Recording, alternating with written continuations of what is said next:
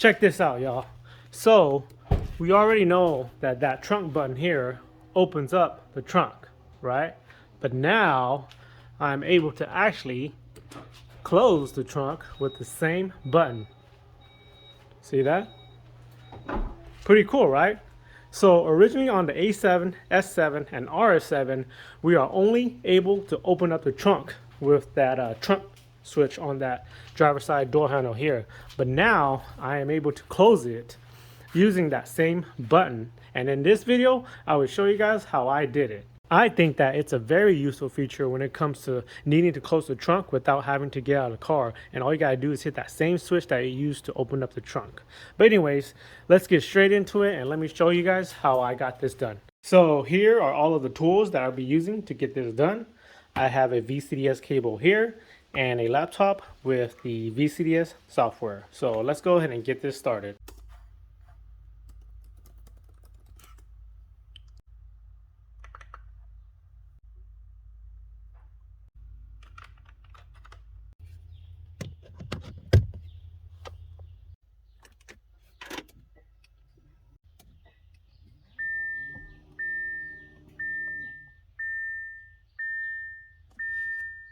VCDS cable is plugged into the OBD2 port of the A7 and into the laptop. VCDS program opened, car is turned on. Now let's do this. So the first thing we need to do is check that the remote control operation is active and is set. So we'll go here, select control module, select. Then we'll go to 46, central convenience. Then we'll go to here, coding, once it loads up.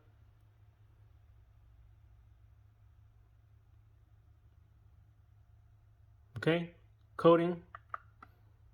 And then we'll go here to long coding helper, click that.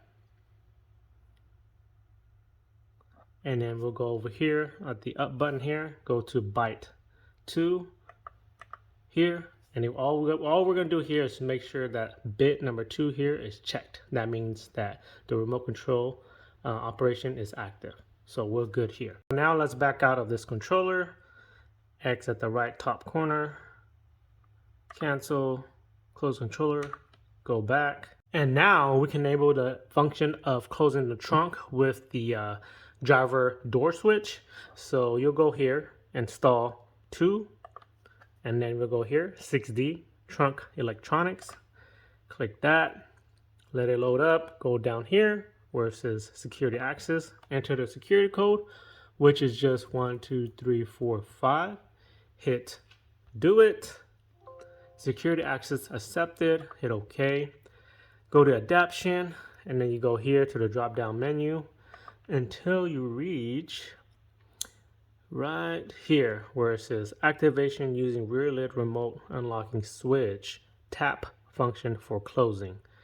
Click that. You see it says here not active. We want to activate that. So you go to the new value drop down menu here, click that, you hit active, then you hit do it, and then you hit yes.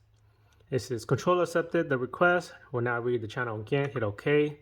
This changes to active, and now we should be good to go. So now we can double check to make sure that this function works. So let's close out of everything, go back, close controller, go back, and exit. All right, now let's check if this works. So the car will actually need to be on for the switch to work to close the trunk. Because watch, let me show you guys. So the car is currently off.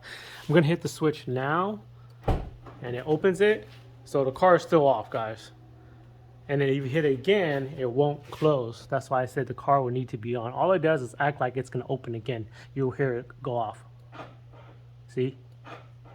So let's turn the car on. Okay, car is turned on. Now let's hit the switch, and now it should close. And there it is.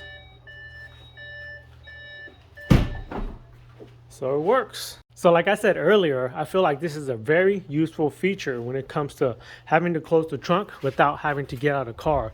For example, when it comes to a case where, let's just say, you're going to go pick up and drive up order, and the person who loaded up your car forgot to hit the trunk button to close the trunk, and you can just hit that same switch to close up the trunk without having to get out of the car. And that is how you enable the function of closing the trunk with the trunk switch on the driver's side door. If you guys have any further questions about the procedure, just comment it down below and I'll try my best to help you guys out. Also, if you guys found this video helpful, please consider subscribing to my channel to help support my channel and to stay updated on new videos like this that could help you guys out. Additionally, give this video a thumbs up if you guys find that this feature is actually useful too. And lastly, if you guys haven't seen my other video where I enabled the function of closing the trunk with the key fob remote, then check it out right here. Thank you guys for watching this video, and I will see you guys in the next video.